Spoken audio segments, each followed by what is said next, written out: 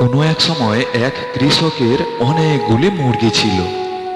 ফার্মের সকল মোরগ মুরগিরা তারা একসাথে ঘোরাঘুরি, খাওয়া দাওয়া এবং খেলাধুলাও করত। কিন্তু ফার্মের মধ্যে একটি মোরগ ছিল একটু অন্য ধরনের। মোরগটি ছিল রঙিন এবং একটু অন্য ধরনের, দেখতে সুন্দর। তাই সে আর সকল মোরগ মুরগিদের অবহেলা করত। সে তাদের সাথে মিশত না। সে আলাদা একাই থাকতে ভালোবাসত। আর যেহেতু মোরগটি দেখতে সুন্দর ছিল, তাই কৃষক তাকে আলাদাভাবে ভালোবাসত, তাকে আলাদা চোখে দেখত। একদিন ফার্মের সকল মুরগিরা যখন একসাথে খেলাধুলা করছিল, তারা তখন সেই মোরগটিকে ডাকছিল, বন্ধু বন্ধু, এসো না, আমরা একসাথে খেলাধুলা করি। ইস, তোরা যা এখান থেকে, তোদের সাথে আমি খেলবো। তোরা আমার সাথে মিশবার যোগ্যই নস। তোদের সাথে খেলা করার মতো আমার হাতে সময় নেই। তোরা যা এখান থেকে বলছি। যত সব ঝামেলা। না বন্ধুরা, চলো আমরা গিয়ে খেলি। এইভাবে ওই সুন্দর দেখতে মোরগটি আর সকল ফার্মের মোরগ মুরগিদের সকল সময় অবহেলা করত।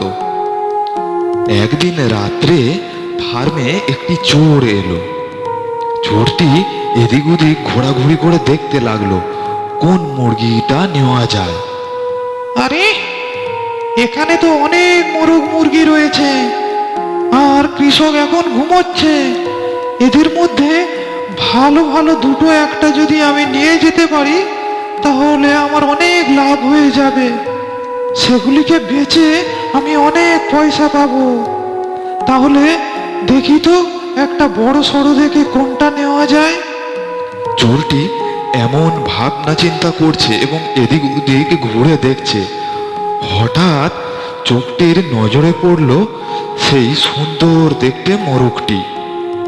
আরে, এই মোরগটি তো বেশ সুন্দর, আর একে বিক্রি করলে অনেক পয়সা পাওয়া যাবে। তাহলে এই সুন্দর দেখতে মোরগটিকেই আমি নিয়ে যাই। এরপরে সেই চোরটি সেই সুন্দর দেখতে মোরগটিকে ধরতে লাগলো এবং তাকে ধরে নিয়ে চোরটি চলে গেল। চোরটি ফার্মের আর সকল মোরগ মুরগির দিকে ঘুরেও তাকালো না।